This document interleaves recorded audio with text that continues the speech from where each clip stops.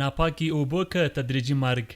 له جګړو راوتلي افغانان د طبعي پیښو راوروسته اوس د یو بل ناورین مخنیوي لپاره مبارزه کوي.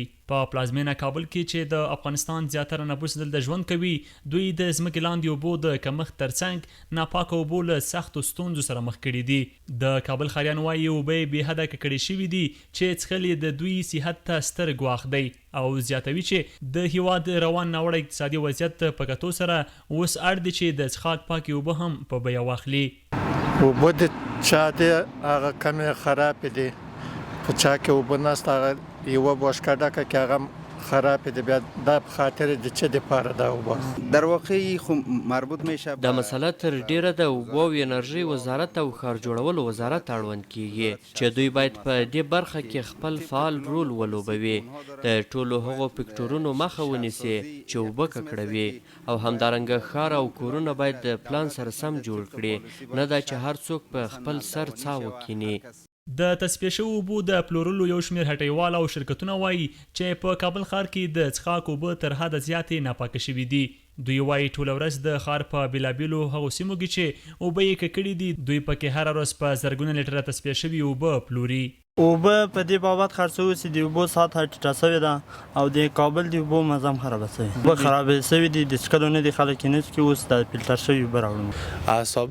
زموږ مشتریان د پخوا په پرتله ډیر شوي دي، همداراز د تصفیه شویو اوبو شرکتونه هم ډیر شوي دي. خلک ډیرې اوبه پیري ځکه د خلکو د کورونو اوبه ککړې شوي او د څښاک وړ نه دي. د کابل اوبه هم خراب شوي دي او بل اوبه هم نشته. دوه نمایندګۍ لرو، یوه دلته ده، یوه په هغه کې ده چاره شهید کې، هغه څلور زرنجې هلته دي، څلور دلته به توضیح کوي. په کابل ښار کې یو شمېر ډاکټران ناپاکې اوبه یو جدي ستونزه بولي او وایي چې دا به خلک په ډول ډول ناروغیو اخته کړي.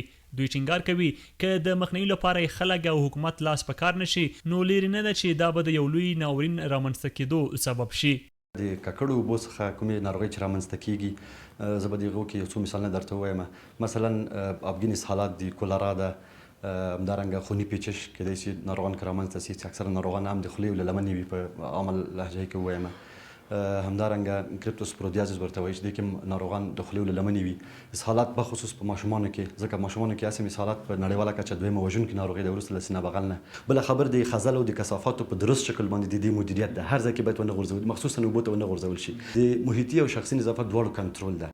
د چاپیریال ساتنې برخې کارپوه صلاح الدین کبیر بیا په کابل کې د اوبو د ککړتیا ستر عوامل انساني فعالیتونه یادوي. نوموړی وایي په کابل ښار کې د اوبو د ککړولو تر ټولو لوی لامل د سپټیک څاګانې دي، یا د اوبو د ککړو اوبو د جذب څاګانې دي، او ترڅنګ یې حمامونه، د موټرو وینځلو کوم مرکزونه چې دي، د سړک د لارې د تیل پلورونکي دي. په داسې حال کې چې موږ د یو لوی ناورین سره مخ یو، اوس مهال لنډ وخت دپاره د حل لاره دا کیدلی شي چې د کابل ښاروالۍ د ځمکې لاندې ژورې څاګانې وکني، او هغه هم په داسې معنا چې لومړی د کابل ښاروالۍ ټول کابل ښار یو ځل بررسي کړي، او وروسته د بررسۍ نه معلومه کړي چې کوم ځای کې د لویو ژورو څاګانو کنستلو امکانات برابر دي، او د هره ناحیه کې 3-4 یا نظر د اړتیا ته د ژورې څاګانې وکني، او د مغو ژورو څاګانو نه په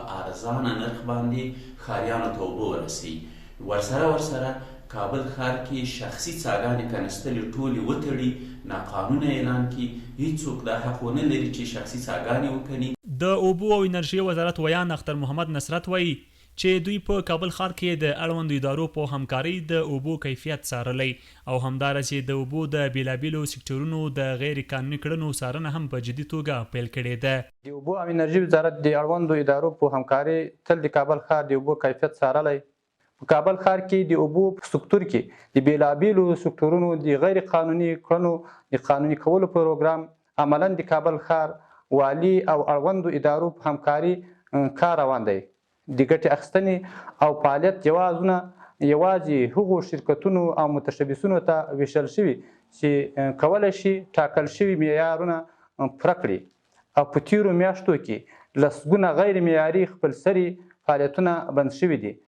دا په داسې حال کې ده چې تر دې وړاندې هم په څېړنو کې په ډاګه شوې وه چې د کابل ښار نږدې 80 سلنه تر ځمکې لاندې اوبه له انساني مدفع سره په یوځای کېدو ناپاکه شوي دي.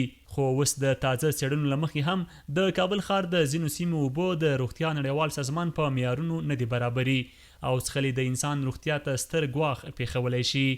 عبدالله حیدرزی CMG کابل.